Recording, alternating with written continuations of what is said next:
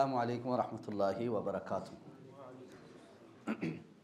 इन्नल हम्दुलिल्लाहि रब्बिल आलमीन वल आक़िबतु लिल मुत्तक़ीन वस्सलातु वस्सलामु अला सय्यिदिल अंबियाइ वल मुरसलीन नबिय्यिना मुहम्मदिन व अला आलिहि व अस्हाबिहि व मन तबिअहुम बि इहसानिन इला यौमिद्दीन।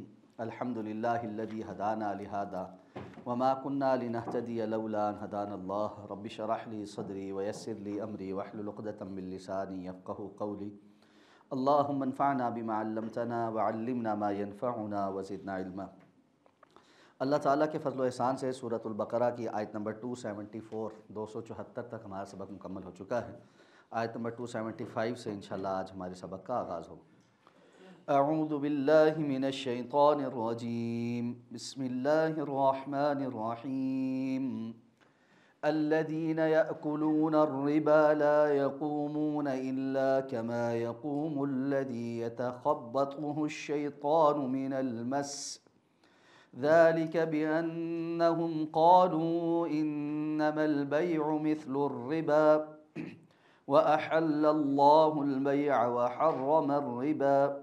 फ़मन जाअहु मौइज़तुम मिर रब्बिही फ़न्तहा फ़लहु मा सलफ़ व अम्रुहु इलल्लाह व मन आद फ़उलाइक अस्हाबुन नारि हुम फ़ीहा ख़ालिदून। यमहक़ुल्लाहुर रिबा व युर्बिस सदक़ात वल्लाहु ला युहिब्बु कुल्ल कफ़्फ़ारिन असीम। इन्नल्लज़ीना आमनू व अमिलुस्सालिहाति व अक़ामुस्सलाता व आतवुज़्ज़कात लहुम अज्रुहुम इंद रब्बिहिम वला खौफ़ुन अलैहिम वला हुम यहज़नून। या अय्युहल्लज़ीना आमनुत्तक़ुल्लाह वज़रू मा बक़िय मिनर रिबा इन कुन्तुम मुअ्मिनीन। फ़इन लम तफ़अलू फ़अज़नू बिहर्बिन मिनल्लाहि व रसूलिहि व इन तुबतुम फ़लकुम रुऊसु अम्वालिकुम ला तज़लिमून व ला तुज़लमून। व इन कान ज़ू उसरतिन फ़नज़िरतुन इला मैसरह व अन तसद्दक़ू ख़ैरुल लकुम इन कुन्तुम तअलमून। वत्तक़ू यौमन तुरजऊन फ़ीहि इलल्लाह सुम्मा तुवफ़्फ़ा कुल्लु नफ़्सिन मा कसबत व हुम ला युज़लमून।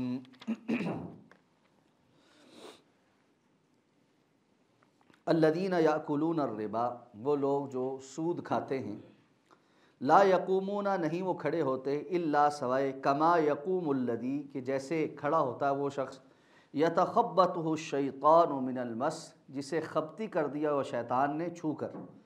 ज़ालिका, ये इसलिए, बिअन्नहुम, कि यकीनन वो लोग, क़ालू, उन्होंने कहा, इन्नमल बैअु मिस्लुर रिबा, यकीनन ख़रीदो फ़रोख्त सूद के जैसी ही है।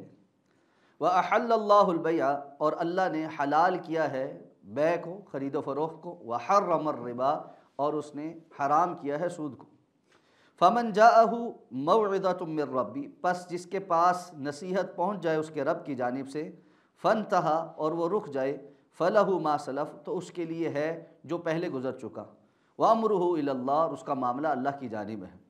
व मन आदा, और जो कोई लौट कर आए, फ़उलाइका अस्हाबुन्नार, तो बस यही वो लोग हैं जो जहन्नमी हैं, हुम फ़ीहा ख़ालिदून, और जो वो उसमें हमेशा रहेंगे।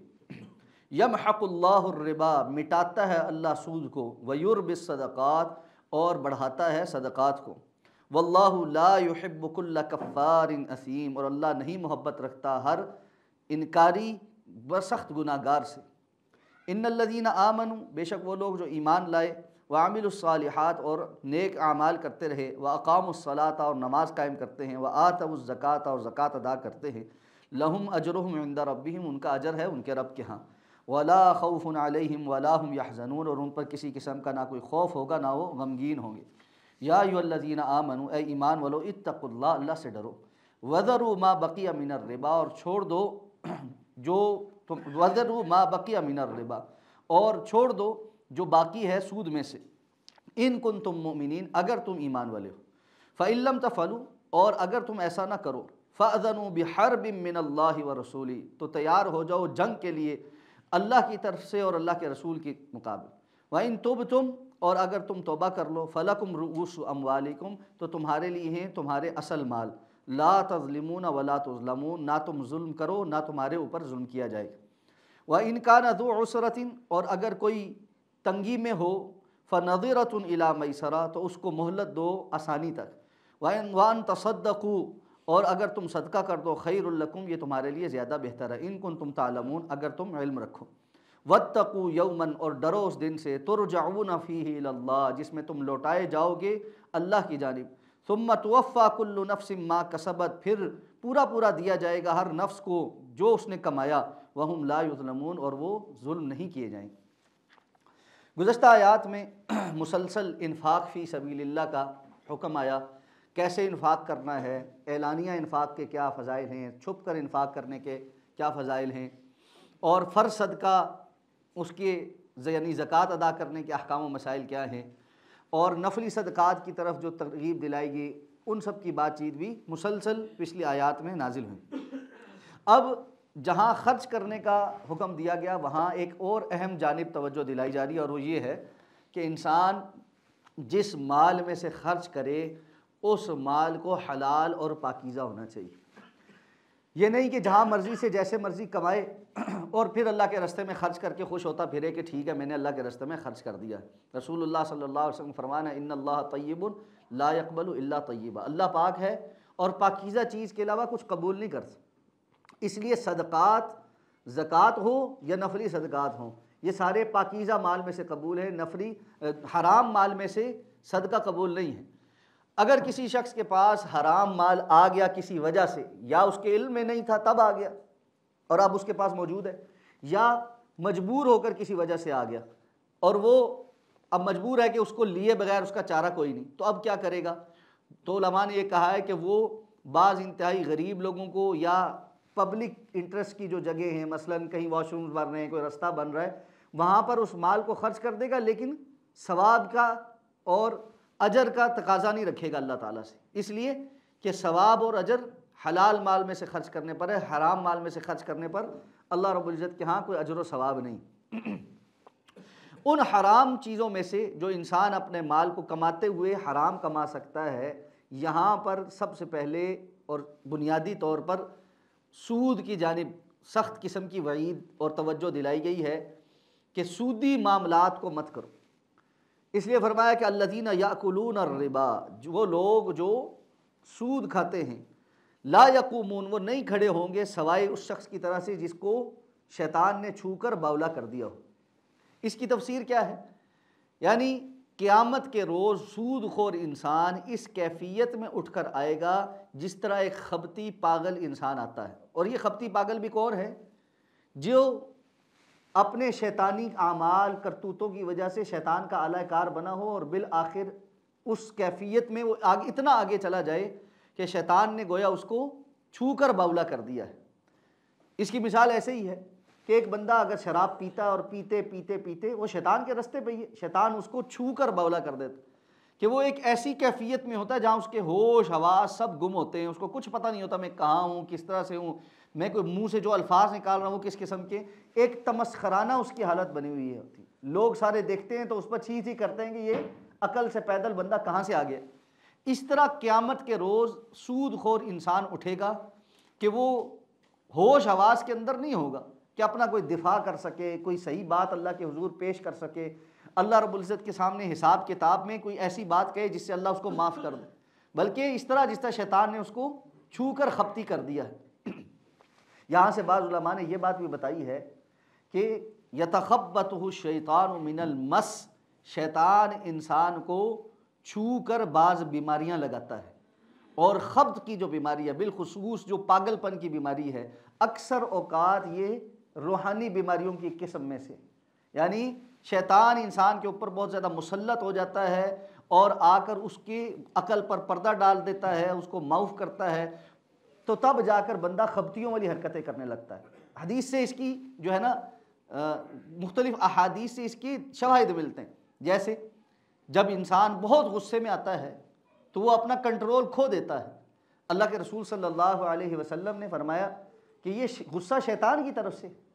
और आप सल्लल्लाहु अलैहि वसल्लम ने एक बंदे को गुस्सा करते हुए देखा तो आपने फरमाया मुझे एक जुमला आता है, अगर ये अपनी ज़बान से कह दे तो इसका गुस्सा ठंडा हो जाए।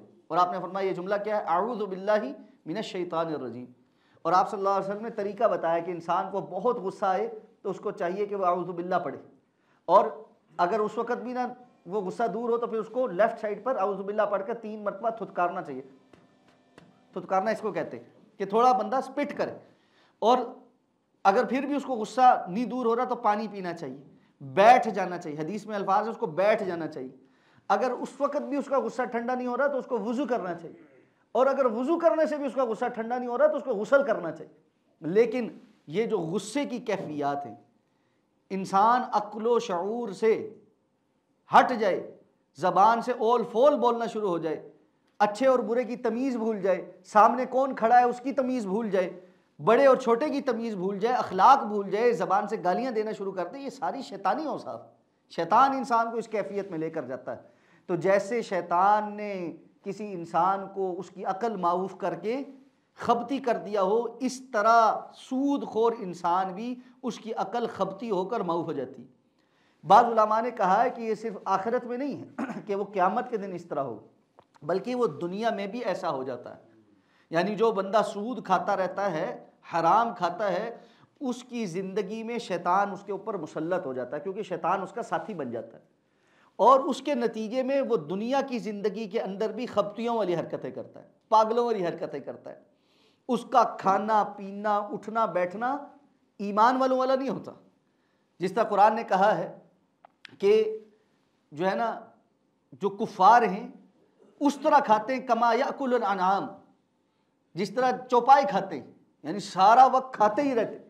आप सल्लल्लाहु अलैहि वसल्लम ने फरमाया मोमिन एक आंत में खाता और शैतान और काफिर 7 आंतों में खाता।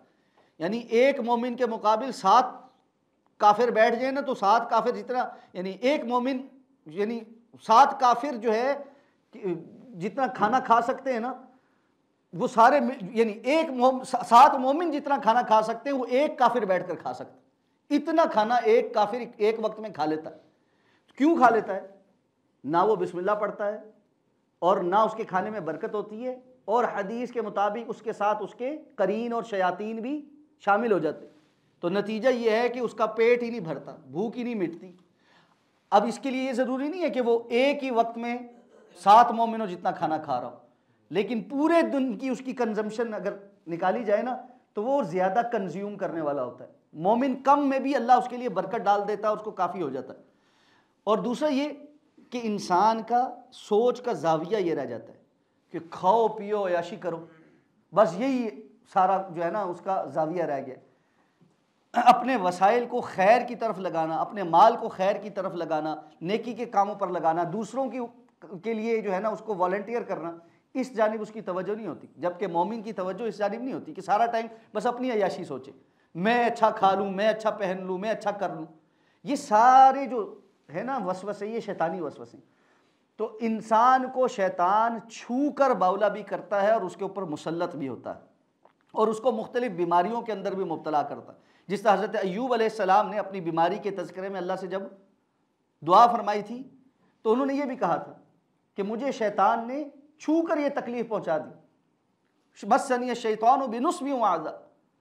तो इस तरह जिस्मानी बीमारियाँ भी शयातीन की इंसान के साथ अदावत की वजूहात में से हो सकती हैं। अगर अल्लाह ताला की तरफ से कोई आजमाइश आनी है, तकलीफ़ आनी है, जिस तरह हज़रत अय्यूब अलैहिस्सलाम पर आजमाइश थी, तो उनको ये जिस्मानी बीमारी, हज़रत अय्यूब अलैहिस्सलाम ने फरमाया कि शैतान ने मेरे ऊपर ये जो है ना हमला किया है, जिसके नतीजे में मुझे ये बीमारी पहुँची। तो जिस्मानी बीमारियाँ भी बसा औकात शैतानी असरात के अंदर होती हैं। तो उनमें इंसान को चाहिए कि फिर वो शैतान से अपनी जो हिफाजत के इंतज़ामात हैं उनको मजबूत करे, और इन हिफाजत के इंतज़ामात में से एक ये है कि वो रिज़्क़ हलाल कमाए, हलाल खाए।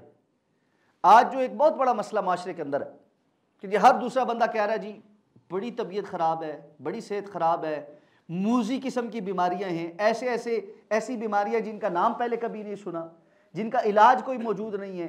एक बीमारी ख़त्म नहीं होती दूसरी शुरू हो जाती है, दूसरी ख़त्म नहीं होती तीसरी शुरू हो जाती है। मुख्तलिफ घर के अफराद को बीमारियाँ ही लगती चली जाती हैं, ठीक ही नहीं हो रहे।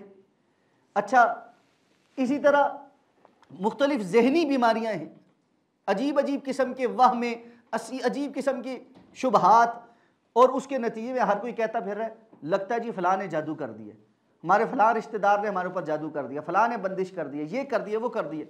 भाई किसी को जादू करने से ज़्यादा जो हराम कमा कमा के खा रहे पी रहे, उसकी वजह से शयातीन के लिए अपनी ज़िंदगी में जो असर और नफूज़ कायम किया है, उसका नतीजा तो यही निकलना कि इंसान की ज़िंदगी में से खैर और बरकत ख़त्म हो जाए।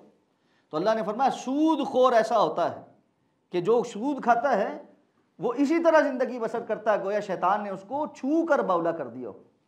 और से फरमाया ज़ालिका बिअन्नहुम क़ालू इन्नमल बैउ मिस्लुर रिबा, इसलिए कि जब इनको बताया जाता है कि सूद हराम है तो ये आगे से कहते हैं बात तो एक ही है, बात तो एक ही है, जो ख़रीदो फरोख्त है ये भी तो सूद की जैसे ही है।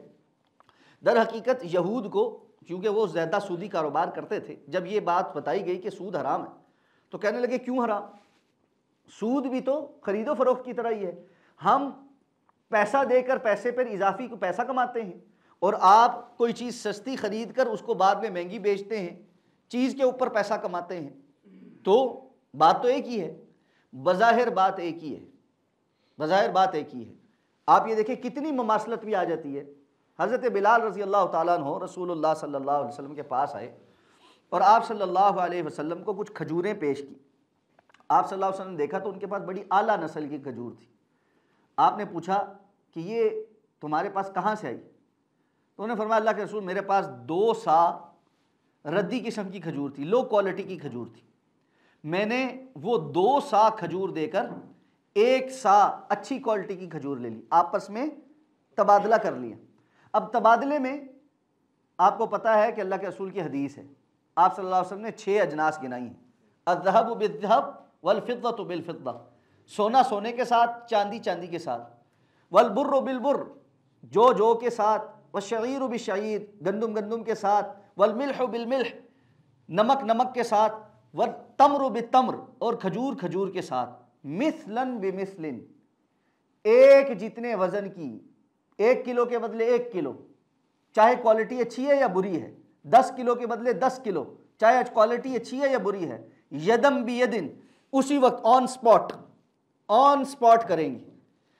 अगर आपने फरमाया इदा इख्तलफतिल अजनास, अगर ये जिन्स तब्दील हो जाए, मसलन खजूर को नमक के साथ ट्रेड करना हो, या जौ को बाजरे के साथ ट्रेड करना हो, या गंदुम के साथ ट्रेड करना हो, या गोल्ड को इनमें से किसी और चीज़ के साथ, या गोल्ड को सिल्वर के साथ, या सिल्वर को गोल्ड के साथ, या गोल्ड को रुपए पैसे के साथ ट्रेड करना हो, तो आपने फरमाया फिर क्या करना हो, इदा इख्तलफतिल अजनासु फबीउ कैफा शिअतुम इदा काना यदम बियदिन, तो फिर तुम जैसे मर्जी बेचो, यानी वज़न कम और ज़्यादा हो सकता है, 10 किलो गंदुम के मुकाबले में 50 किलो नमक लिया जा सकता है, एक जो है ना ग्राम सोने के मुकाबले में जो है वो 10 ग्राम चांदी ली जा सकती है, ये जो है ना वज़न का फ़र्क हो सकता है, लेकिन होना क्या चाहिए, इन 6 अजलास में इदा काना यदम बियदिन, अगर उसी वक्त ऑन स्पॉट हो, इन 6 अजनास में आपस में ट्रेड करते हुए ऑन स्पॉट मामला कर सकते हैं, डेफर नहीं कर सकते। तो अल्लाह के रसूल सल्लल्लाहु अलैहि वसल्लम ये बात सिखाई थी।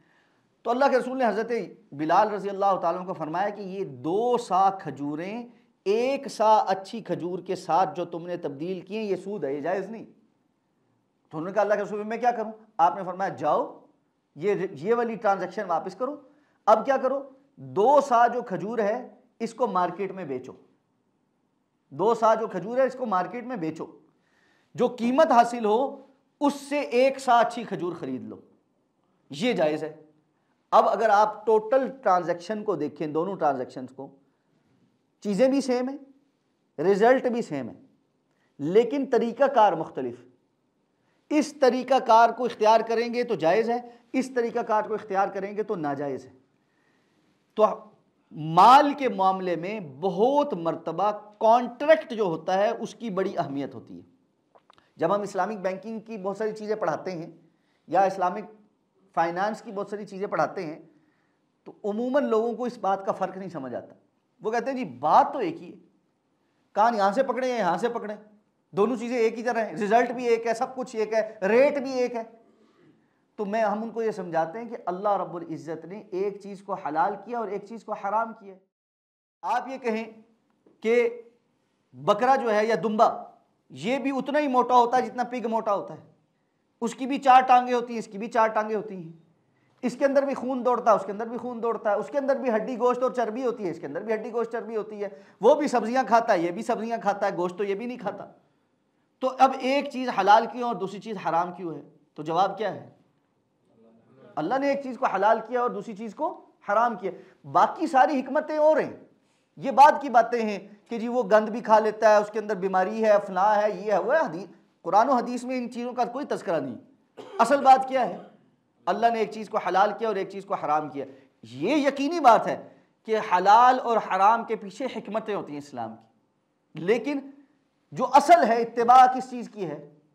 अगर हमें मिसाल के तौर पे कोई साइंटिफिक रीजनिंग ना मिले किसी चीज़ के हराम होने की, तो क्या हम उसको नहीं मानेंगे? हम लाजमी तौर पे मानेंगे। हज़रत अबू बकर सिद्दीक़ रज़ी अल्लाह ताला अन्हु को सिद्दीक़ का लक़ब क्यों मिला था? जब अबू जहल दौड़ता दौड़ता आया कि आज ही तो मौका मिला है कि मैं मुसलमानों को कन्विंस कर सकता हूं कि जो दावा हमारा है वो गलत, वो ठीक है, और जो तुम्हारा है वो गलत है। तो आकर कहने लगा अबू बकर को कि अगर कोई बंदा ये कहे कि मैं रातों रात यहाँ से मस्जिद अक्सा पहुँचा और वहाँ से फिर 7वां आसमान होकर फिर वापस सुबह होने से पहले वापस आ गया, तो क्या ये बात सही हो सकती है? हज़रत ने कहा ये तो मुमकिन नहीं है। उन्होंने फ़ौरन खुश होकर कहने लगा तुम्हारे साहिब ये बात कह रहे हैं, यानी मोहम्मद सल्लल्लाहु अलैहि वसल्लम जिनके तुम साथी, वो ये बात कह रहे हैं। तो हज़रत अबू बकर सिद्दीक़ ने ये नहीं कहा मैं अल्लाह के रसूल से पूछ के आता हूँ, मैं ज़रा तस्दीक करके आता हूँ, कैसे आप ये कह रहे हैं? आप सल्लल्लाहु अलैहि वसल्लम कैसे कह सकते हैं कि मैं रातों रात गया? हज़रत अबू बकर ने तो कभी ये एक्सपीरियंस नहीं किया था, वही उन पर तो नहीं आती थी, उनका तो कभी ये एक्सपीरियंस नहीं था कि जी इस स्पीड से कोई मूव कर सकता है या कुछ हो सकता है। उनके वहमो गुमान में भी ये बात नहीं आ सकती थी कि प्रैक्टिकली ऐसा हो सकता है। लेकिन हज़रत अबू बकर सिद्दीक़ का एक ईमान था, और वो ईमान क्या था? उन्होंने कहा, ये नहीं कहा कि जी पता नहीं तुम झूठ कह रहे हो या सच कह रहे हो, ये भी नहीं कहा, इस बात के ऊपर भी नहीं आए कि तुम झूठ बोल रहे हो, ये नहीं हो सकता।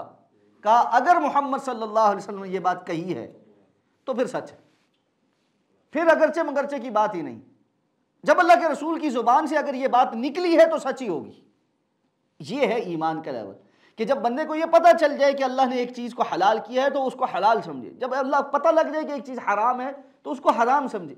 इसमें अगरचे मगरचे फिर अपनी कहानियाँ घड़ना, हीले बहाने तलाश करना कि कहीं से मैं कोई गुंजाइश निकाल लूँ अपने इसके हलाल होने के लिए, ये बात दुरुस्त नहीं। मा कान लिमुमिनिन वला मुमिनतिन इज़ा क़ज़ल्लाहु व रसूलुहु अमरा, किसी मोमिन मर्द और औरत के लिए बात जायज़ नहीं है जब अल्लाह और उसका रसूल एक बात के बारे में फ़ैसला कर दें कि अब वो ये कहे कि मेरी अपनी भी कोई मर्ज़ी है, मैं पिक एंड चूज़ कर सकता हूँ ना।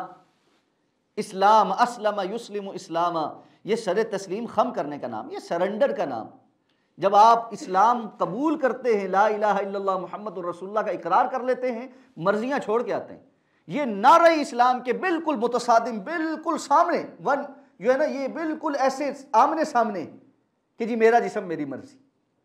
ये इस्लाम से एक तरह बरी होने का मतलब है, इस्लाम के मुखालफत का मतलब। जब बंदा इस नारे पर आ जाए, ये बंदा या तो जाहिल है या वाक़तन इस्लाम का दुश्मन है। मुमकिन है जाहिल हो, इसको समझ ही ना हो, इस्लाम ज़ाहिरी तौर पर कबूल किया हुआ है लेकिन आज तक किसी ने तरबियत नहीं की, बड़ों ने भी नहीं की, माहौल भी नहीं मैसर आया, इसको पता ही नहीं है कि इस्लाम किस चीज़ का नाम है। और समझता कलमा पढ़ने का, कोई साल में एक आध दफ़ा ईद पढ़ लेने का, निकाह कर लेने का, और जो है ना ज़िंदगी में शायद कभी कोई रोज़े रख लेने का और जनाजे में शिरकत कर लेने का नाम इस्लाम है। चंद रिचुअल्स पूरे कर लिए, ये इस्लाम है ना। इस्लाम सर तस्लीम खम करने का नाम। इसलिए इन्होंने कहा इन्नमल बैउ मिस्लुर रिबा, बै भी तो रिबा की जैसी ही है। अल्लाह ने आगे से क्या जवाब दिया? एक ही जवाब, व अहल्लल्लाहुल बैअ व हर्रमर रिबा, अल्लाह ने बै को हलाल किया है और उसको हराम किया। क्या ये बात तुम्हारे लिए काफ़ी नहीं? असल टेस्ट इंसान का यहाँ होता है।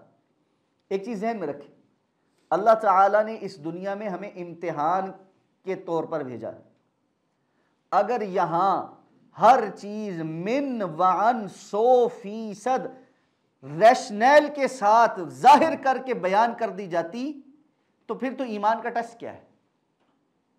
जिस दिन क़यामत के दिन सब कुछ 100% लोगों के सामने बयान हो जाएगा, खुल जाएगा, उस वक्त तो काफिर भी क्या कहेंगे? रब्बना अबसरना व समिअना फरजिअना नअमल सालिहन इन्ना मूकिनून।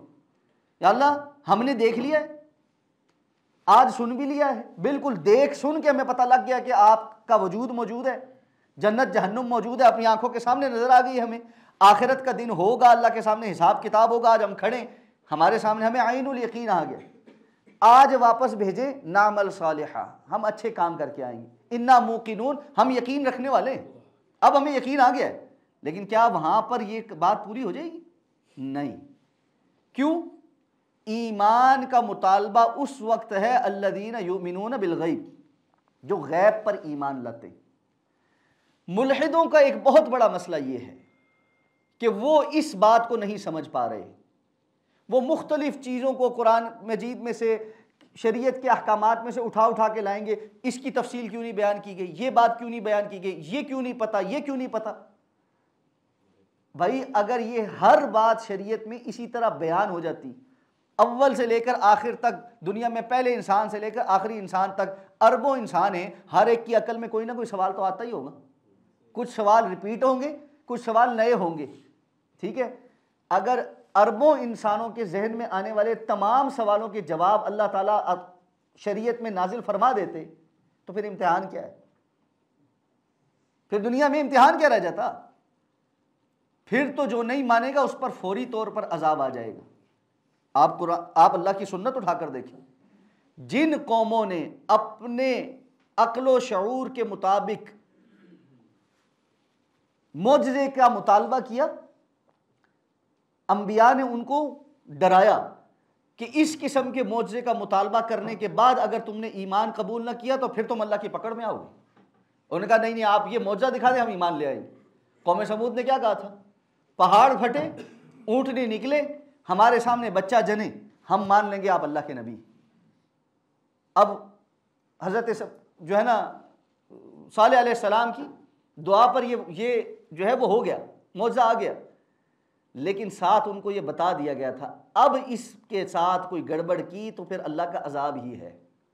जब उन्होंने दोबारा कुफर किया और उस ऊँटनी की कूंचें काटी तो उस वक़्त अल्लाह का अजाब आया, फिर मोहलत ख़त्म हो जाती है। इसी तरह अल्लाह रब्बुल इज़्ज़त ने फरमाया कि जब बड़ी आयात नज़र आ जाएंगी, किसी नफ्स को उसका ईमान लाना नफ़ा नहीं देगा, लम तकुन आमनत मिन क़ब्ल, जो पहले से ईमान जिसने कबूल नहीं किया था। ये बड़ी आयत कौन सी है? बड़ी निशानी कौन सी है? सूरज का मगरिब से तुलू होना। जिस दिन सूरज मगरिब से तुलू होगा, ये इतनी बड़ी निशानी होगी कि अब तो सबको पता लग गया कि शरीयत सही कहती थी, किताब और सुन्नत में ये बात बयान हुई थी, आज सूरज मगरिब से तुलू हो गया, क़यामत जल्दी कायम होने वाली है। इस सूरज को मगरिब से तुलू होता देखकर सबको यकीन आ जाएगा कि अब दुनिया खत्म होने वाली।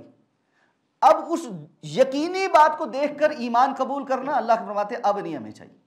फिरौन को जिस टाइम गोते लग रहे थे और उसको मौत सामने नजर आ रही थी, उस वक्त वो ईमान लेकर आए, अल आन वक़द असैत क़ब्ल व कुन्त मिनल मुफ़सिदीन। इस वक्त का ईमान, जबकि सारी जिंदगी तू नाफरमान रहा और फसाद मचाता रहा, इस वक्त का ईमान कबूल नहीं।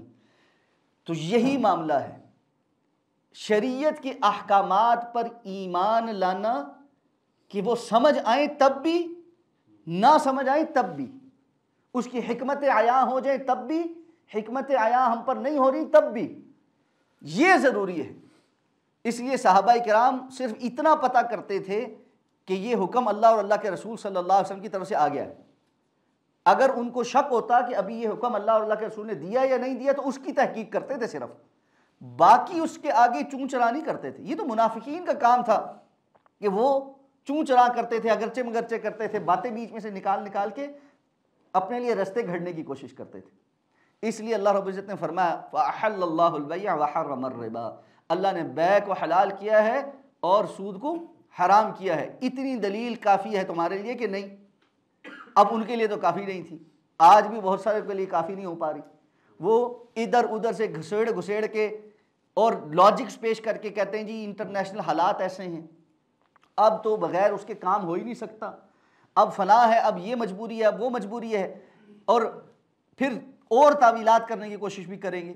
पाकिस्तान में जब 90s में सूद को सुप्रीम कोर्ट ने गैर शरई चीज़ करार देते हुए हुकूमत के लिए फ़ैसला किया कि वो तमाम सूदी कामों को ख़त्म करेगी और इसको इस्लामाइज करेगी, अपनी जितनी इकॉनमी है उसको इस्लामाइज शरीयत के अहकामात के मुताबिक किया जाएगा। तो एक नई बहस शुरू हो गई सुप्रीम कोर्ट में और वफाकी शरई अदालत में, और दोबारा उसको रिवर्स रिव्यू पिटीशन में जब भेजा और सारा, उसमें बैंकों ने एक जो प्ली ली हुई थी वो क्या थी, एक बहस जो शुरू की हुई थी वो ये था जी कि सूद की तारीफ क्या है। अल्लाह के रसूल सल्लल्लाहु अलैहि वसल्लम के दौर में कुरान जिस सूद को हराम करता है वो कौन सा सूद है, वो जो आम गरीब आदमी लेता है अपनी ज़रूरतों के लिए किसी बड़े मालदार आदमी से, और वो उस गरीब की उस पोजीशन से फ़ायदा उठाते हुए उसका इस्तेहसाल करता है और उसको उससे सूद दर सूद लेता रहता है, तो ये तो हराम है। लेकिन जो कमर्शियल लोन्स हैं, बड़ी बड़ी फैक्ट्रियां हैं, कारोबारी इदारे हैं, बहुत माली तौर पे मुस्तहकम हैं, इनको अपने बिजनेस को एक्सपैंड करने के लिए बड़े सरमाए की ज़रूरत है, तो ये तो कोई गरीब लोग थोड़े ही हैं, ये तो कारोबार करते हैं उससे, इसलिए ये जो पैसा इनको दिया जाता है इसके ऊपर जो हम मार्कअप लेते हैं ये सूद नहीं है, बल्कि दो चीज़ों के दरमियान फ़र्क होता है, एक होती है यूजरी और एक होता है मार्कअप या इंटरेस्ट। तो यूजरी तो वो है जो सूद है, जो इस्तेहसाल वाला है, वो हराम है शरीयत में, लेकिन ये जो मार्कअप है ये तो जायज़ है, ये तो इसमें तो कोई इस्तेहसाल नहीं, ये तो फ़लाँ है, ये तो फ़लाँ है। फिर अल्लाह ताला उलमाए किराम को जज़ा अता फरमाए जिन्होंने ये सारे केस में मुआवनत की, दलाइल दिए, और ये बाब हमेशा के लिए अब ख़त्म हो गया। सुप्रीम कोर्ट में ये वाज़े हो गया, कानूनन ये चीज़ वाज़े हो गई सुप्रीम कोर्ट के वर्डिक्ट में कि ऐसी कोई तकसीब शरीयत में नहीं। जो बंदे, जो लोग इस फ़िक्र के थे, इस मुगालते में थे कि जी कमर्शियल लोन में और किसी गरीब आदमी के किसी बंदे से लिए हुए लोन में फ़र्क होता है और यूजरी और इंटरेस्ट में कोई फ़र्क होता है शरीयत के तनाजुर में, उन सब की बात ख़त्म हो। तो अल्लाह रब्बुल इज़्ज़त ने फरमाया वअहल्लल्लाहुल बैअ व हर्रमर रिबा फमन जाअहु मौइज़तुम मिर रब्बी फंतहा फलहु मा सलफ, जिसके पास अपने रब की नसीहत पहुँच गई और वो रुक गया, उसके लिए वो है जो पहले गुजर गया। मसलन एक बंदा है, सारी ज़िंदगी सूदी कारोबार किया, हदायत नहीं थी, अब हदायत आ गई, हराम से सारा पैसा कमाया हुआ है, आज हदायत आ गई है तो क्या करे, पिछले सारे माल को तलफ करे, अपनी मलकियत में से निकाले, या तौबा इस्तगफार के बाद आगे बढ़े। तो शरीयत का हुक्म यह है कि वो तौबा इस्तगफार के बाद आगे बढ़े, पीछे जो हो गया वो हो गया, फलहु मा सलफ व अमरुहु इलल्लाह, और उसका मामला अल्लाह पर है। अब भी उसका मामला अल्लाह पर है कि पता नहीं उसकी बख्शिश हो या ना हो, उसके लिए क्या होगा ये अल्लाह रब्बुल इज़्ज़त बेहतर जानता है, किस हाल में उसने कैसी नीयत करके तौबा की है। एक बंदा है, सारी ज़िंदगी उसको पहले से पता था कि जी सूद हराम है, कहता रहा जी मैं कमा लेता हूँ, बाद में एंड पे जाके तौबा कर लूँगा, इस नीयत के साथ कमाता रहा, या उसको नहीं समझती उस वक़्त और एंड पर आकर शरीयत की समझ आई, उस वक़्त तक बहुत सारा हराम कमा चुका था, जिस घर में रहता है वो भी हराम से कमाया, जो गाड़ी चलाता है वो भी हराम से कमाई, सारा कुछ ही हराम का है। आज अगर वो सब कुछ छोड़ने पर आए तो फ़कीर होकर रोड पर आ जाए, सारों से, यानी उसके पास तो कुछ भी हलाल का नहीं, तो अब वो क्या करे। शरीयत ने ऐसा सख्ती नहीं की कि जिससे इंसान बिल्कुल रोड के ऊपर आ जाए। फ़अमरुहु इलल्लाह, उसका मामला अल्लाह के सुपुर्द है, अल्लाह रब्बुल इज़्ज़त दिलों के हाल जानता है, उसकी बख्शिश उसके मामलात को देखेगा। एक मिनट, वमन आद फउलाइका अस्हाबुन नार हुम फीहा खालिदून, और जो कोई वापस पलटे या हद से तजावुज़ करे यही वो लोग हैं जो जहन्नमी है और वो उसमें हमेशा रहेंगे। यानी कुफरिया रविश है कि एक चीज़ के सरी हराम होने का पता भी चल जाए और इंसान फिर भी उसके अंदर चलता रहे, जबकि ख़ास तौर पे उस चीज़ के मुतालिक वईद बड़ी सख्त हो। सख्त वईद क्या क्या है, चूँकि हम आगे वो आयत पढ़ेंगे तो वहाँ पर उन वईदों का जिक्र करेंगे कि किताब व सुन्नत में सूद खाने वाले के हवाले से क्या क्या वईदें आई हैं। अब फरमाया यमहकुल्लाहु रिबा, अल्लाह सूद को ख़त्म करता है, वयुर्बिस सदक़ात, और सदक़ात को बढ़ाता है। सदक़ात को कैसे बढ़ाता है ये हम पिछली आयत में पढ़ चुके हैं। अल्लाह ने मिसाल दे के बयान किया कि एक दाने से अल्लाह 700 दाने पैदा कर देता है और बहुत ज़्यादा बरकतें दे देता है। लेकिन यमहकुल्लाहु रिबा, अल्लाह सूद को ख़त्म करता है, युर्बिस सदक़ात, सदक़ात को बढ़ाता है। सूद जितना भी बढ़ जाए आखिर को उसने मिटना ही होता है। रसूलुल्लाह सल्लल्लाहु अलैहि वसल्लम ने फरमाया सूद कितना ही बढ़ क्यों ना जाए उसका नतीजा मुफलिसी ही। और आप सूदी बैंकारी का या आलमी माशी निज़ाम की हिस्ट्री उठाकर देख लें, सूदी हर 100 साल में 2-3 फाइनेंशियल बड़े क्रंच आते हैं जिसके अंदर बड़े बड़े जाइंट्स उड़कर रह जाते, तबाह हो जाते, बर्बाद हो जाते। फिर हुकूमतों को ज़्यादा पैसे दोबारा इन बैंकों में या उन निज़ाम में इंजेक्ट करने पड़ते हैं और उसके बाद फिर इस सिस्टम को कोई बहाली की तरफ लाना पड़ता है। ये कोई सस्टेनेबल मॉडल नहीं है, लेकिन शैतान ने उसको मुज़य्यन कर दिया हुआ है। 2008 में दुनिया के अंदर जो फाइनेंशियल क्रंच आया था, कभी किसी ने तसव्वुर नहीं किया था कि सिटी बैंक जैसा जाइंट पूरी दुनिया से वाइप आउट हो जाए, लेकिन हुआ, नजर आया। सूदी मोर्टगेज के ऊपर कायम पूरी दुनिया के अंदर और ख़ास तौर पे गल्फ के अंदर जो एक सी ग्रेड की जो है ना इंडस्ट्री थी पूरी बिल्डिंग्स बनाने की और रियल स्टेट की, वो सारी धड़ाम से नीचे गिरी और नतीजा ये हुआ कि पूरी दुनिया के खरबों डॉलर जो है वो उसके अंदर लग गए। और पूरे जो है ना आज तक भी यानी जो फाइनेंशियल इंस्टीट्यूशंस हैं, अगर उसका असल तखमीना लगाए ना कि जो नुकसान हुआ था और उसके मुकाबिल दोबारा कितने पैसे कमाए हैं, तो इस वक्त तक भी उसके जो असरात थे वो ख़त्म नहीं हुए, उसकी गर्द अभी भी मौजूद है फाइनेंशियल सिस्टम्स के ऊपर। तो इसलिए ये इस्तेहसाल का ऐसा निज़ाम है जिसको अल्लाह रब्बुल इज़्ज़त ने रोका। इसका नतीजा क्या होता है, इसके मुकाबिल जो सदक़ात है ना उन पर अल्लाह ने वो हिकमत बयान की है कि अल्लाह ने ज़कात क्यों फ़र्ज़ की है, लिकई ला तकूना दूलतम बैनल अग़नियाइ मिनकुम। अल्लाह ने ज़कात की सर्कुलेशन का निज़ाम इसलिए बनाया है ताकि दौलत तुम में से सिर्फ अमीर लोगों के हाथ में जो है ना जमा ना होती जाए। दुनिया में 1% लोग ऐसे हैं जो पूरी दुनिया के 90% से ज़्यादा सरमाए के इस वक्त मालिक हैं। 1% लोग 90% रिसोर्सेज के मालिक हैं। अगर ये 90% रिसोर्सेज उस 1% से फैलते हुए पूरी दुनिया में तकसीम हो जाएं, अच्छे तरीके से लोगों तक पहुंचाए जाएं, तो कितनी खैर आ जाए, कितनी भलाई आ जाए। लेकिन इस निज़ाम का, सूदी निज़ाम का ये शाखसाना है, ये ड्रॉबैक है कि माल सिमट सिमट के अमीर के हाथ में आता जाता है, गरीब गरीब तर होता चला जाता है, अमीर अमीर तर होता चला जाता है। आप एक मिसाल देखिए, पाकिस्तान या 3rd ग्रेड वर्ल्ड के जो दुनिया के जो ममालिक हैं जो अपनी खर्च और अपने इनकम के दरमियान बैलेंस नहीं कायम कर पा रहे, इनको ऐसी सपोर्ट की ज़रूरत है जिसकी वजह से ये अपने हालात दुरुस्त कर लें और यहाँ के लोग बेहतर हालात में आ जाएं। इसके मुकाबले में किया क्या जा रहा है, ऐसे सूदी कर्जे जिनकी अदायगी जो कुछ लोगों के पास है मजीद उनसे खींच तान के वापस ली जाए।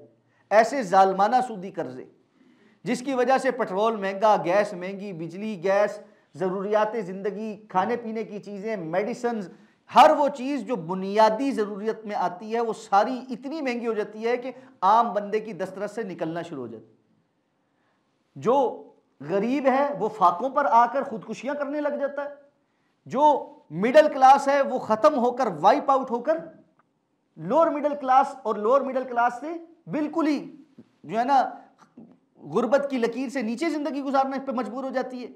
और अपर जो क्लास होती है वो इस अपॉर्चुनिटी में भी बड़ी बड़ी अपॉर्चुनिटीज देखकर, क्योंकि लोगों के पास पैसा नहीं होता, वो अपना माल निकाल रहे होते हैं, जो जिनके पास इजाफी पड़ा हुआ है वो उठा उठाकर वो माल और अपने पास स्टोर कर लेते हैं। बड़ी बड़ी प्रॉपर्टीज महंगो सस्ते दामों बिक रही होंगी वो उठाकर होल्ड कर लेंगे, गाड़ियां बिक रही होंगी वो होल्ड कर लेगा, सोना बिक रहा होगा वो होल्ड कर लेगा। तो अमीर अमीर तर होता चला जाता है और गरीब गरीब तर होता चला जाता है। अब न गरीब जब पैसा नहीं दे सकता, गरीब ममालिक जब पैसा वापस नहीं कर पाते, तो फिर क्या होता है, फिर वो अपनी मोटरवेज बेचते हैं, फिर वो अपने एयरपोर्ट्स बेचते हैं, फिर वो अपनी एयरलाइंस बेचते हैं, फिर वो अपने मादनियात बेचते हैं, फिर वो अपनी कीमती ज़मीनें और अपने निज़ाम जो है वो सूदी जिसके पास सिस्टम है उससे मजीद पैसा लेने के लिए या अपना कर्ज वापस लेने के लिए उसको देते। चाइना ने श्रीलंका को बड़े बड़े लोन्स दिए थे, श्रीलंका पे नहीं कर सका, डिफॉल्ट हो गया, तो क्या हुआ, उसके बड़ी बड़ी बड़े आइलैंड्स, बड़े बड़े जो ड्राई पोर्ट्स, जो सारी सी पोर्ट्स हैं और जो एयरपोर्ट्स हैं वो चाइना ले ली।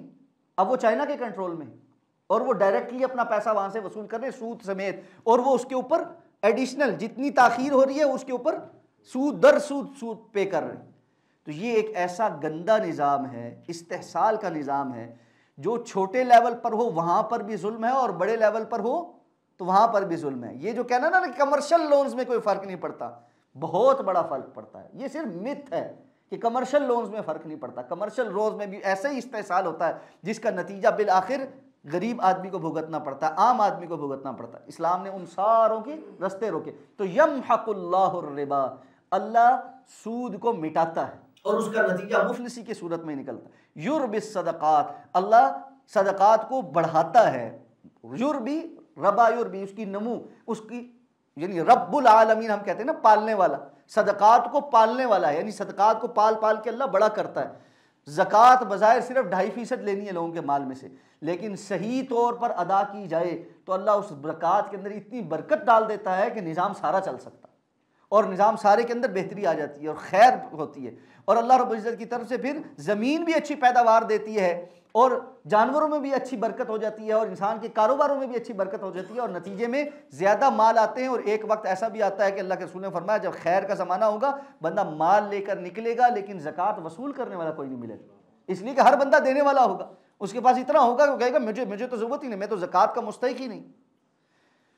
तो ये है युरबी सदकात। एक आलिम ने बड़ी खूबसूरत मिसाल दी थी, उन्होंने कहा कि जी ये जो बरकत का और अल्लाह के बढ़ाने और अल्लाह के ख़त्म करने की जो मिसाल है ना, इसको समझने के लिए तुम देखो कि जो हलाल जानवर है ना और हराम जानवर है उनसे आपको फ़र्क पता चले। उन्होंने कहा कुतिया जो है वो एक वक्त में 7-7 8-8 बच्चे देती है, 7-7 8-8 बच्चे, और उसके मुकाबले में बकरी एक वक्त में 2 से 3 बच्चे देती और अक्सर औकात एक भी देती। लेकिन दुनिया में कुत्तों की तादाद देखो और दुनिया में हलाल जानवरों की तादाद देखो, अगर शरह पैदाइश देखी जाए तो कुतिया की बहुत ज़्यादा है और उसके मुकाबले में हलाल जानवरों की देखें तो बहुत कम है। कंजम्पशन के हिसाब में देखो तो जो कंजम्पशन बकरे की या दुम्बे की है वो तो कुत्ते की नहीं है, लेकिन क्या आपको उतने कुत्ते नज़र आते हैं जितने जो है वो बकरे और दुम्बे नज़र आते हैं? वजह क्या है? ये अल्लाह ने बरकत डाली। एक चीज़ में बरकत नहीं और दूसरी चीज़ में अल्लाह ने बरकत डाली। तो इस तरह अल्लाह रब्बुल इज़्ज़त बरकत डाल देता चीज़ में। तो जो सूदी मामला है बज़ाहिर बढ़ता हुआ ही नज़र क्यों ना आ रहा, वो कभी सस्टेन नहीं कर सकता। और जो खैर पे हलाल पर जिसकी ज़कात अदा की जाती है बज़ाहिर कम हो रहा है लेकिन कभी भी वो कम नहीं होगा। बसा औकात हम ख़वातीन को जब ये बताते हैं ना कि जो सोना आपके पास है उसकी ज़कात आपने देनी है तो बड़ी परेशान होकर कहती हैं कि हमारे पास तो पैसे नहीं। अच्छा पैसे नहीं है, सोना मौजूद है, इसको बेच कर ज़कात दें, तो कहती है ये तो बेचने से कम हो जाएगा। अब बज़ाहिर वो कम हो रहा है, इंसान को चुभता है कि जी मैं सोना बेच कर ज़कात दूँ, लेकिन हकीकत ये है कि अल्लाह फरमाते युरबिस सदकात, अल्लाह सदकात को बढ़ाता है।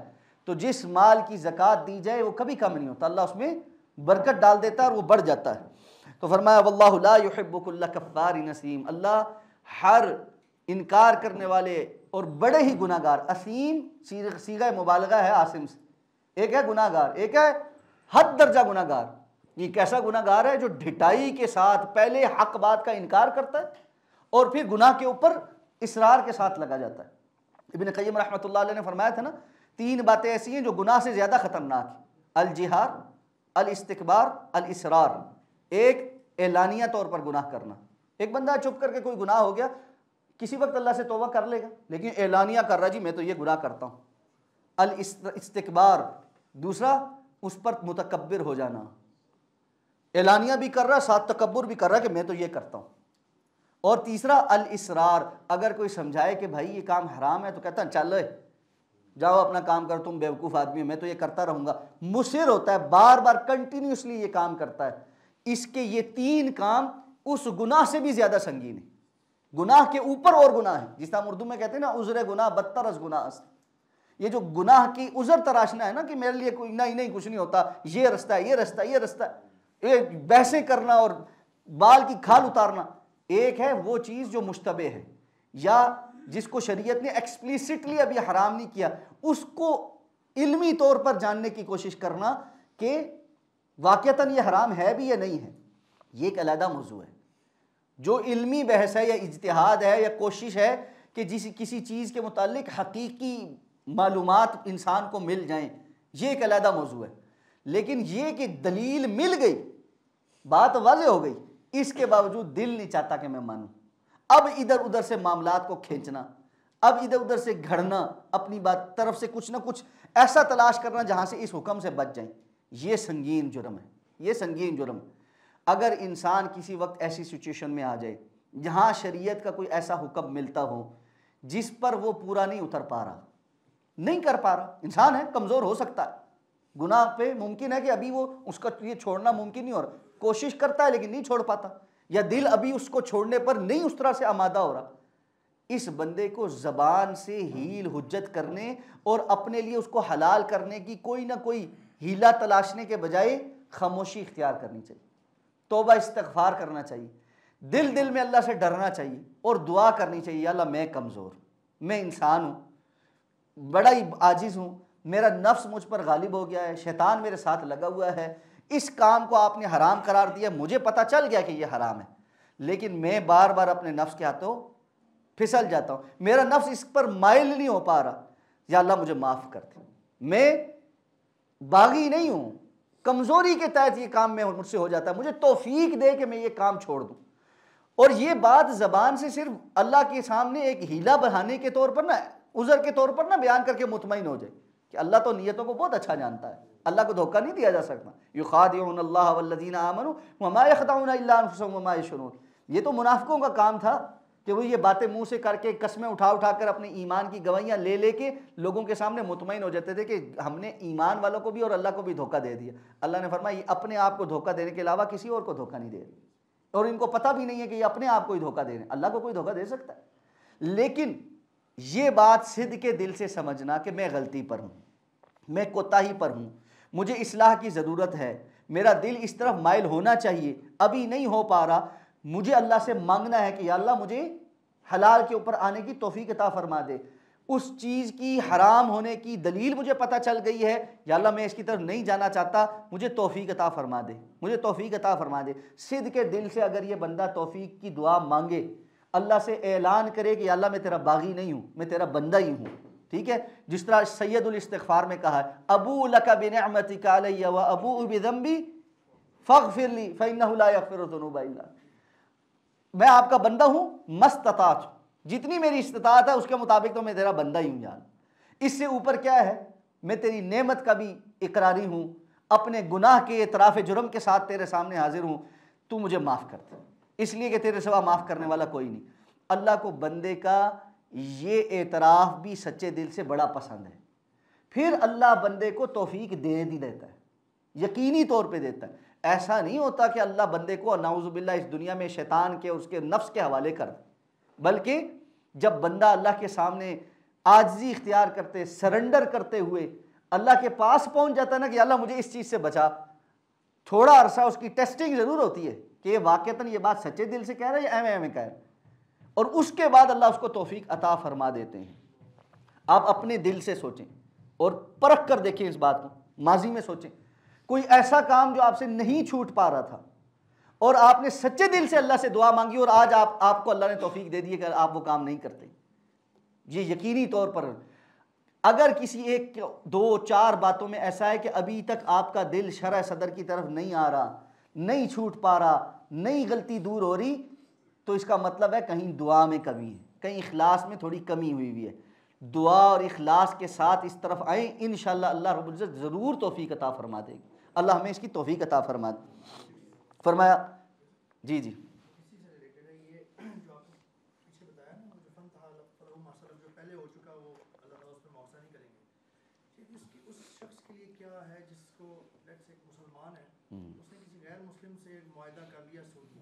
जैसे वेस्ट में बहुत सारे जाने वाले रिश्ते रहते हैं, एक पहले किसी कंपनी से कर लेना, वहाँ तो लॉ के अंदर आ जाते हैं, वो तो और मसला है, सही है, किसी बंदे से कर लिया और अब उसको हिदायत आ गई है बाद में, लेकिन अभी उसका मामला चल रहा है, अब वो उसको तो गलत समझ रहा है, लेकिन अब वो क्या करे।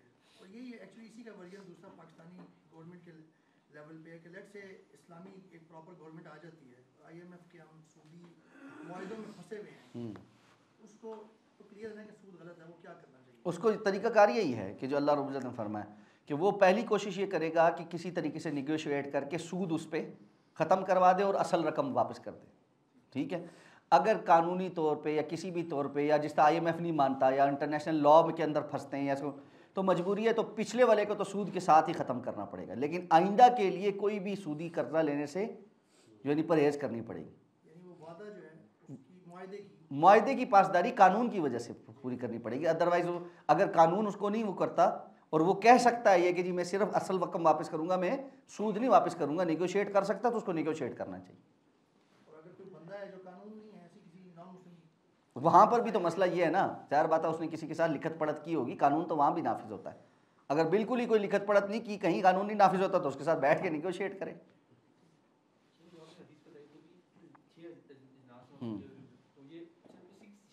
अच्छा, इस पे अभी थोड़ी आगे चल के बात करेंगे, क्योंकि मैंने अभी तक सूद की तारीफ़ को और उसकी अक़साम को नहीं टच किया। अभी तक जो अहकामात चल रहे हैं सिर्फ उसमें बात करेंगे, क्योंकि इस पे एक पूरा लेक्चर चाहिए और हम अगले लेक्चर पे इंशाल्लाह इसको कवर करें कि सूद की तारीफ़ क्या है, उसकी अक़साम क्या हैं, कहाँ से किस चीज़ पे किस तरह सूद जारी होता है, ये क्योंकि थोड़ा तफसीली टॉपिक है और बड़ा ज़रूरी है, तो उसको इंशाल्लाह टच करेंगे। अच्छा, इसके मुकाबले फरमाया कि इन्नल्लज़ीना आमनू व अमिलुस्सालिहात, वो लोग जो ईमान लाए और अमल साले करते हैं, यानी जब जब अल्लाह का जो हुक्म मिलता है उस सब को बजा लाते हैं। ये किसके मुकाबले आया है? कुल्ला कफ़ारिन असीम के मुकाबले, हर इनकारी और हद दर्जा नाफरमान के मुकाबले में क्या आया है? इल्लल्लज़ीना आमनू व अमिलुस्सालिहात, वो लोग जो ईमान लाए और अमल साले करते हैं। और अमल साले की फिर कुछ ग्लिम्स दिए हैं कि कौन कौन से बड़े बड़े काम हैं। वह अक़ामुस्सला, नमाज को कायम करते हैं, वह आतवुज़्ज़का, ज़कात अदा करते हैं, फ़लहुम लहुम अजरुहुम इंदा रब्बिहिम, उनके लिए उनका अजर है अल्लाह के यहाँ। बाज़ उलमा ने यहाँ से ये बयान किया है कि नमाज चूँकि बदनी इबादत है और ज़कात माली इबादत है, तो इबादत तीन ही किस्म की हैं, या माली में या बदनी है, या माली और बदनी दोनों मिलकर हैं, ठीक है। जैसे नमाज बदनी इबादत है, ज़कात माली इबादत है, और हज माली और बदनी दोनों तरह की इबादत है। तो इबादत इसी कैटेगरी में आती है। तो जहाँ जहाँ कुरान मजीद में अल्लाह ताला ने फरमाया इल्लल्लज़ीना आमनू व अमिलुस्सालिहात और आगे नमाज और ज़कात का जिक्र किया, तो गोया तमाम चीज़ों का जिक्र कर दिया, गोया तमाम चीज़ों का जिक्र कर दिया कि माली इबादत हों या बदनी इबादत हों, जो अल्लाह का हुक्म आता है उसको वो सर अंजाम देते हैं। लहुम अजरुहुम इंदा रब्बिहिम, उनका अजर है उनके रब के यहाँ, वला खौफुन अलैहिम वला हुम यहज़नून। और अगली आयत में अब फरमाया कि अगर तुम रिबा को नहीं छोड़ते तो फिर फ़अज़नू बिहर्बिम मिनल या अय्युहल्लज़ीना आमनू तक़ुल्लाह वज़रू मा बक़िया मिनर रिबा इन कुंतुम मुमिनीन। ईमान की शर्त के तौर पर इस बात को बयान किया, इन कुंतुम, इन शर्तिया है, अब तो तुम्हारे पास चॉइस कोई नहीं। ए ईमान वालों, सूद के मामलात को छोड़ दो, अगर तुम मोमिन हो तो ये यानी आर पार वाली सिचुएशन है, एक लाइन ड्रॉ कर दी अल्लाह रब्बुल इज़्ज़त। अगर मोमिन होगे तो इस तरफ जाओगे, सूद को छोड़ोगे, अगर मोमिन नहीं हो तो दूसरी तरफ जाओगे कि वहां पर तुम्हारा ईमान नहीं है। और सिर्फ ये नहीं कि तुम बेईमान हो गए हो, बल्कि साथ फरमाया फ़इल्लम तफ़अलू, अगर तुम ऐसा नहीं करते, यानी सूद नहीं छोड़ते, इतने वाज़ेह अहकामात को सुनने के बाद भी, फ़अज़नू बिहर्बिम मिनल्लाहि व रसूलिही, फिर अल्लाह और अल्लाह के रसूल के साथ जंग का ऐलान कर दो। अल्लाह और अल्लाह के रसूल का जंग का ऐलान है तुम्हारे साथ। जिसके साथ अल्लाह और अल्लाह के रसूल की जंग हो जाए वो फलाह पा सकता है, वो किसी कामयाबी पर रह सकता है, वो कोई खैर समेट सकता है।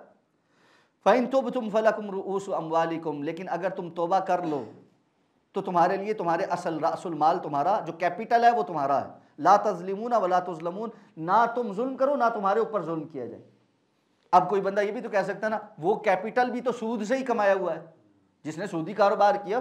तो जैसे पहले बात गुजरी है कि जब तौबा की तो पिछला माफ, तो अब जो कैपिटल है वो तुम ले सकते हो, जो सूदी अमाउंट है वो छोड़ दो। रसूलुल्लाह सल्लल्लाहु अलैहि वसल्लम ने हिज्जतुल वदा के मौके पे तमाम जाहिलियत के सूदों को फरमाया ये मेरे पाँव के नीचे आज बातिल कर दिए गए, आज मैं हर किस्म के जो जाहिलियत के सूद हैं उनको ख़त्म करता हूँ। और सबसे पहले आप सल्लल्लाहु अलैहि वसल्लम ने अपने ख़ानदान से शुरुआत की और फरमाया मैं अपने चचा अब्बास रज़ी अल्लाह ताला अन्हु के आज से पहले जितने भी सूद के मामलात हैं वो सारे माफ़ करता हूँ। जो उनका असल है वो उनको दिया जाएगा, सूद के पैसे माफ़ हैं, क्योंकि उस वक़्त तक 100% हुर्मत के अहकामात नाज़िल नहीं हुए थे। इसलिए सहाबा किराम में भी बहुत सारे लोग सूद का कारोबार करते थे, हज़रत अब्बास भी करते थे, सूद पर लोगों को पैसे देते थे।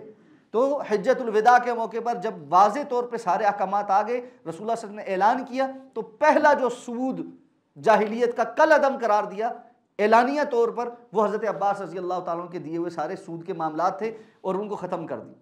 तो अल्लाह के रसूल सल्लल्लाहु अलैहि वसल्लम ने एलानिया इस चीज़ को बयान करके ख़त्म कर दी। तो अल्लाह ताला फरमाते हैं तुम्हारे लिए असल तुम्हारी रकम ला तज़लिमून वला तुज़लमून, ना तुम जुल्म करोगे ना तुम्हारे ऊपर जुल्म किया जाएगा। अब देखें, सूद ऐसा मामला है, ईमान की शर्त, अगर मोमिन हो तो सूद छोड़ोगे, नहीं छोड़ते तो अल्लाह और अल्लाह के रसूल के साथ जंग है। और दूसरी तरफ अल्लाह के रसूल ने अहादीस में इसकी बड़ी कबाहत बयान, आपने फरमाया दिरहमुर रिबा, ज्यादा नहीं, 1 दिरहम सूद का, अशद्दु मिन सित्तम व सलासीन ज़निया, 36 मरतबा जिना करने से ज्यादा शदीद गुनाह। और एक रवायत के अल्फाज ये 36 मरतबा भी अपनी माँ के साथ जिना करने से ज्यादा संगीन गुनाह। यानी कराहियत इतनी दिलाई है कि कोई बंदा जहां अडल्ट्री को, और वो भी महरम रिश्तों के साथ अडल्ट्री को कितना ज्यादा बुरा जानता है, इससे ज्यादा अशद, ज्यादा शदीद है, ज्यादा सख्त बात है कि बंदा 1 दिरहम सूद का खाए। 1 दिरहम, ज्यादा की तो बात ही दूर की बात है ना, छोटे से मामले के अंदर भी। अब हम कितनी आसानी के साथ ट्रैप हो जाते हैं। ये जो मोबाइल फ़ोन कंपनीज आपको लोन देती, हम कहते हैं जी चंद पैसे इसके ऊपर देने या चंद रुपए ही तो देने, खैर है क्या होता है, सोचता ही कोई नहीं। लोन आपने लिया, खा वो क्रेडिट जो है ना, आप जो है वो अगली दफ़ा वापस करते हैं उसको, जब रिचार्ज करते हैं आपके पैसे कटते हैं, वो आपको पैसे देते हैं, उससे आपको मिनट्स मिलते हैं। तो ये लोन है, और उसके ऊपर जो भी चीज़ वो लेते हैं वापस, वो इजाफी जो है वो सूद है। हम अगली क्लास में उसकी तारीफ में पढ़ेंगे। फुकहा ने इसकी एक तारीफ बयान की है, कुल्ल कर्ज़िन जर्रा नफ़अन फहुवा रिबा। बाज़ रवायात के अंदर ये अल्फाज हैं, लेकिन ये सनदन जो हदीस के अल्फाज हैं वो कमज़ोर हैं, लेकिन डेफिनेशन के एतबार से ठीक है, इसलिए फुकहा ने इसको सूद की तारीफ में बयान किया। हर वो कर्ज जो किसी भी किस्म का नफ़ा जनरेट करे वो सूद है। इसलिए सहाबा किराम अगर किसी को कर्ज देते थे तो उस बंदे से कोई भी फायदा नहीं लेते थे, हत्ता कि अगर वो कहीं जा रहा होता और उसकी सवारी मौजूद होती और वो पैदल जा रहे होते और वो बंदा कहता कि जी आप मेरी सवारी पर बैठ जाएं, तो उसकी सवारी पे भी नहीं बैठते थे कि मैंने इसको कर्जा दिया हुआ है, मैंने इसको कर्जा दिया हुआ है, इस कर्जे की वजह से अगर मैं इसकी सवारी से फायदा उठाऊंगा तो ये भी तो एक नफा है। इस हद तक एहतियात, हालांकि ये कोई शर्त में शामिल नहीं है, वो कर सकते थे, लेकिन एहतियात इतनी करते थे कि किसी बंदे को कर्ज दिया है तो उससे किसी भी किस्म का कोई फायदा नहीं उठाना। और शरीयत का हुक्म क्या है, किसी को आपने कर्ज दिया, उससे रहन के तौर पे आप कोई चीज रख सकते हैं, गारंटी के तौर पे कि जी मेरा ये कर्जा वापस करे या ना करे, ठीक है ना। अगर मसलन किसी ने आपसे कर्जा मांगा और आपने उसका एक दूध देने वाला जानवर जो है वो अपने पास रख लिया, जैसे किसी की गाय रख ली गारंटी के तौर पे, तो अब वो गाय दूध देती है, तो इस हदीस के मुताबिक या इस कायदे के मुताबिक तो ये होगा कि अगर आपने उस गाय का दूध इस्तेमाल किया तो वो तो सूद होगा। तो अब क्या करें, जबकि गाय रखने में उसका खर्चा भी हो रहा है, उसको रोज चारा खिलाना पड़ता है, उसका एहतमाम करना पड़ता है। यहाँ इतनी सख्ती है शरीयत के अहकामात में, तो कहा कहा जी वो रोज़ाना का अपना खर्च नापेगा उस जानवर के ऊपर जो उसका होता है, और उस खर्च के मुताबिक उससे जो दूध वगैरह मिलता है या उसका जो फ़ायदा है उतना इस्तेमाल करेगा जितना उसका खर्च हुआ है। इजाफी नहीं इस्तेमाल कर सकता, इजाफी जिसकी है उसको वापस करे, क्योंकि कर्ज के ऊपर जो फ़ायदा पहुंचता है वो सूद होता है। इसलिए ये कर्ज के जो मामलात हैं, लेन देन के जो मामलात हैं, इनमें बहुत ज़्यादा एहतियात के साथ आगे चलना है। अगले लेक्चर में हम इस पर तफसील इंशाल्लाह करेंगे कि लेन देन के मामलात में, कर्ज के मामलात में कहाँ कहाँ हमारे यहाँ सूद हो जाता है और हमारे यहाँ लोग उसको नहीं कुछ समझते। इसी तरह रसूलुल्लाह सल्लल्लाहु अलैहि वसल्लम की एक सही हदीस है और हम उसको सूद समझते ही नहीं। आप सल्लल्लाहु अलैहि वसल्लम फरमाया, अगर किसी शख्स ने किसी दूसरे बंदे की सिफारिश की, किसी जायज़ मामले में ही की, सिफारिश कर दी, और ये सिफारिश करने वाला बाद में उसके लिए कोई तोहफा लाया और इसने वो तोहफा कबूल कर लिया, ये बंदा सूद के बड़े दरवाज़ों में से एक दरवाजे में दाखिल हुआ। एक है आप पहले से रिश्वत ले लें, वो तो कितना बड़ा सूद का दरवाज़ा है, तो अलहदा ही एक मौजू है ना। आपने मुंह से रिश्वत नहीं तलब की, कुछ नहीं तलब किया, लेकिन उस जगह पर बैठकर आप ही उसको सिफारिश करने वाले हैं, और सिफारिश पर काम हो जाने के बाद वो आता है, जी हज़रत साहब आपके लिए मिठाई है, सर जी आपके लिए थोड़ी सी मिठाई लाया हूँ, तोहफा लाया हूँ, भाभी के लिए कपड़े लाया हूँ, फलाने के लिए ये लाया हूँ, वो लाया हूँ, और आप उसकी वजह से वो कबूल कर लेते हैं। अल्लाह के रसूल सल्लल्लाहु अलैहि वसल्लम फरमाते हैं ये सूद के बड़े दरवाज़ों में से एक में दाखिल हुआ। फ़क़द दखला बाबन अज़ीमम मिनर रिबा, ये हदीस के अल्फाज हैं, औ कमा क़ाल अलैहिस्सलातु वस्सलाम। तो हम किसी चीज़ों को कोई अहमियत ही नहीं देते। तो ये जो लेन देन के मामलात हैं ये बड़ी अहमियत के हामिल हैं। अल्लाह के रसूल सल्लल्लाहु अलैहि वसल्लम ने ज़कात के आमिलीन मुकर्रर किए थे, उनमें से एक साहब को भेजा, वापस आए, उन्होंने आकर कहा कि जी अल्लाह के रसूल ये ज़कात का सारा मामला, और बीच में से कुछ चीज़ों को साइड पे कर ली। आपने फरमाया ये क्या और वो क्या है? उन्होंने कहा अल्लाह के रसूल ये वो है जो मैं लोगों से ज़कात के माल के तौर पे हिसाब करके जो है ना ज़कात लेकर आया हूँ, ये चीज़ें उन लोगों ने मुझे तोहफे के तौर पे दी। आपने फरमाया तुम में से कोई शख्स जिसको मैं ज़कात के लिए मुकर्रर करता हूँ, खुतबा इरशाद फरमाए, और वो जाता है और जाकर कहता है कि जी ये माल ज़कात का, और ये माल जो है वो मुझे तोहफे के तौर पे मिला है, अगर वो अपने माँ के घर में बैठा रहता तो इसको ये तोहफे मिलते। ये यकीनी तौर पर उस मनसब की वजह से उसको दिए गए, एक उसके दिल में जगह बनाने के लिए कि इसको तोहफा तराइब देंगे तो वो हमारी ज़कात ज़रा कम कैलकुलेट करेगा। ये रिश्वत है, ये हराम है।